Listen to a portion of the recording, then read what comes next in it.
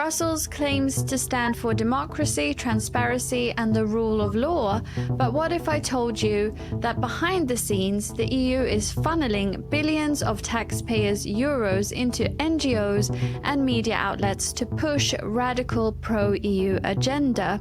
What if so-called independent organizations aren't really independent at all, but rather acting foot soldiers for Brussels' war on nationalism and sovereign governments? Joining me today to break it down is Scarlett Karoleva, political commentator and guest host for Riks Europe. Welcome back. It's good to be back. And we are very happy to have you. You've been missed. So what was said in the introduction, this is serious allegations or facts from MCC Brussels report that it has exposed this. And that's why you're here, to clear this up. So let's start with the big picture. What exactly is the EU doing with these non-government organizations, so-called NGOs, and why should people be alarmed? Yeah, so first and foremost, I think all of us who are inside of the Brussels bubble knew for a long time the way the European Commission is actually conducting their businesses.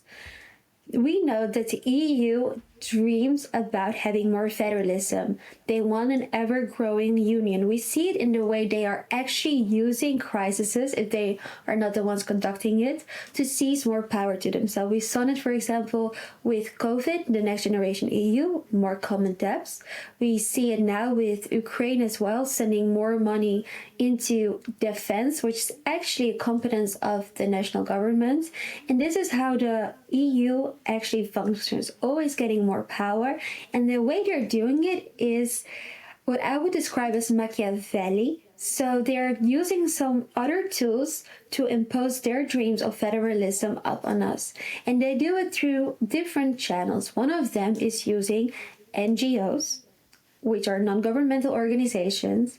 Now, we can really debate whether you can call such an organization non-governmental if they are the ones pushing for a certain agenda. And I would like to give you an example. So we had a huge lobby scandal about the Green Deal. We all know that the Green Deal was actually proposed by Frans Timmermans. And the way he wanted to national governments to implement the Green Deal is not by the European Commission saying, oh, these are the rules that you have to obey, because they still want to make sure that you have the impression that member states have sovereignty. So what do? They funnel money into grassroots movements, into NGOs, civil organizations. And then we had, for example, Greenpeace, who started a lawsuit against the Dutch government, saying that the Dutch government should increase its efforts to reduce the nitrogen emissions. And they actually won this. They won this case, and it's because they were paid by the European Commission. So we see how the European Commission is conducting their businesses. They're using other entities to be imposing upon us their agenda, whether it be a woke agenda, the green agenda. They just want to make sure that they maintain the power. And it goes even further than that, if I would like to elaborate, because it's one thing to impose their values that they highly want, which is more federalism, but it's also to maintain their power. They're using these NGOs to overthrow regimes that are critical of the European Union. They're using it to have regime changes. They're funneling money into media, which we will further elaborate as well. I mean, Reuters was paid by them. And it's really their way to ensure that, as you said in the beginning, there is no room for nationalism and patriotism and conservatism. And Hungary and Poland have been in the EU's crosshairs for years. Can you explain how Brussels used NGOs to interfere in their domestic policies? Yes, absolutely.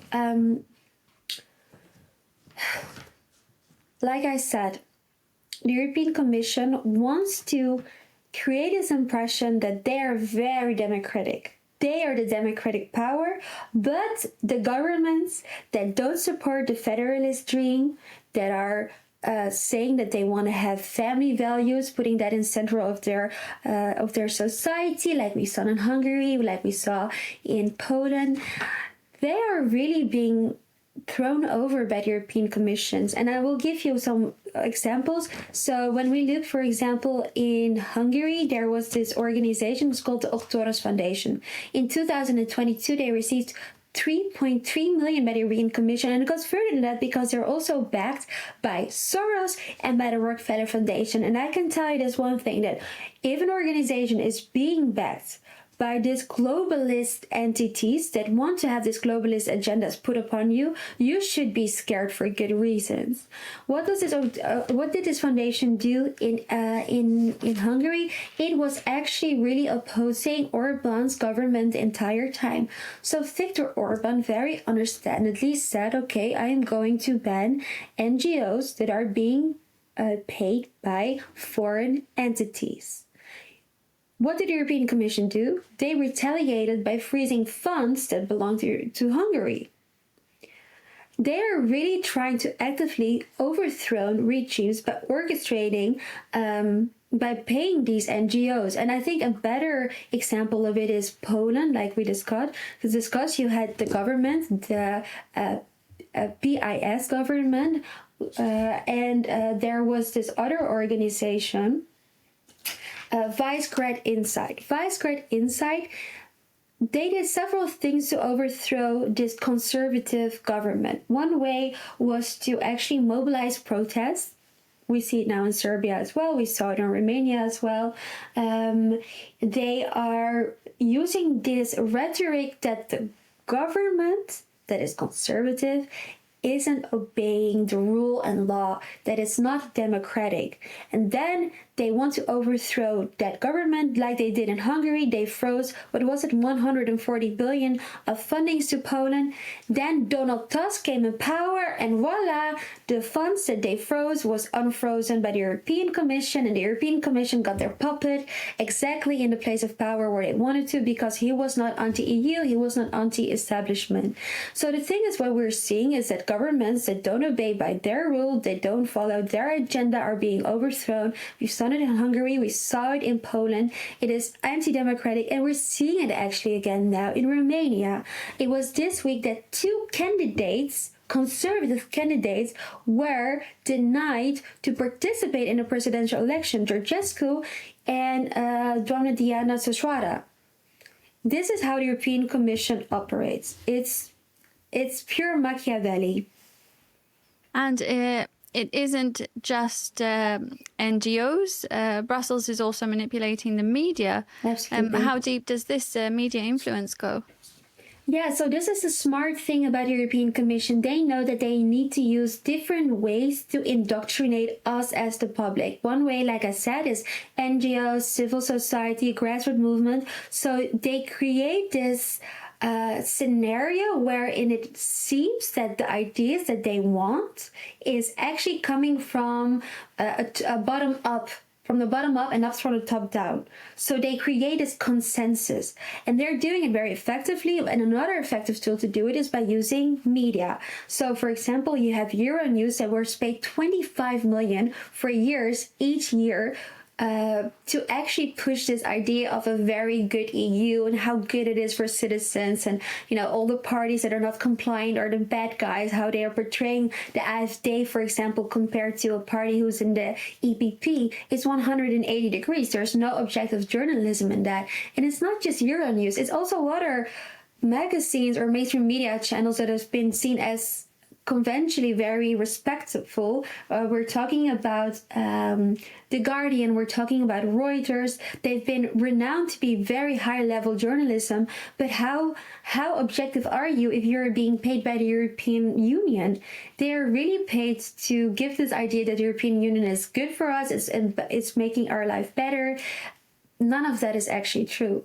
And I remember when I was in high school, we had a subject, and it was about how societies function. And there was this theory, it really stood by me. It's called the injection needle theory. And that is that little by little, you imprint this idea into people. And if you repeat it often enough, it's imprinted on them. And that's how they get us warm to the idea that the European Union is good for us, that Hungary is non-democratic, that Poland is non-democratic. This is how they prep us to follow their elite globalistic agenda. And some people might argue that the EU is just promoting European values. How do you respond to that? You know, if it would be that, if it really would be the case that they were just promoting their values, that would be fine. But then there should be also budget for NGOs, grassroots movements that are letting you hear another side of the coin, which is not happening. They are just using taxpayers' money to label all the information that doesn't align with their values and their agenda as misinformation, disinformation, undemocratic. We all know all the labels that they're using, and it's just a way for them to really suppress criticism and dissidence. And if this is happening on such a massive scale, why are people not talking more about this? And what happens next? What can be done about it? You know, honestly, I think what you're asking is maybe the most important question, because what can we do next? I think the first and foremost reason why we haven't heard about it before, even though that in a Brussels bubble, people have known about it for a longer time, is that mainstream media is really just in the hands of the establishment. I mean, look in the Netherlands. I'm from the Netherlands. As NOS, which is like our channel that is supposed to bring us the news, is being paid by the government. They're never critical. They're not doing their job for the checks and balances, which is the job of a journalist. They're just there as an extension of the establishment to promote their values, their agenda. And the thing is also the propaganda that they've been doing for years. It is having an effect. People started to believe what they've been indoctrinated with for years. So what can we do moving forward is that I genuinely think there needs to be some sort of, first and foremost, an EU doge, because we need to control where the money is going that the European Commission is spending. There is lack in transparency. We need to make sure that European Parliament, and not the European Commission, but the European Parliament, so the people that we vote for and that we put to actually represent our interests, are the ones who check where that money is going. And you as a citizen should be able to see how that money is being spent, because at the end of the day, it is our taxpayers' money that they're using. And I think really making sure that alternative medias are picking this up, it is a story we need to repeat and repeat and repeat until mainstream media cannot deny but discuss it. Because so far they are having the overhand, and we need to fight back. I don't mean physically, but I mean with words. We need to make sure it's getting more publications. So really, for you at home, if you're watching this, make sure you discuss it with your friends. You promote it on your, don't promote it, but you discuss it on your X. Like, I really believe what Donald Trump and Elon Musk said. We are now the media, like all of us. Even if you are at home, you can take your phone and make a video and discuss it and upload it on your social media. We are all having the power to stop the nonsense of the tyranny of the European Union. Thank you very much, Scarlett Karoleva, political commentator and guest host for Riks Europe. Thank you so much. And thank you for watching Riks Europe.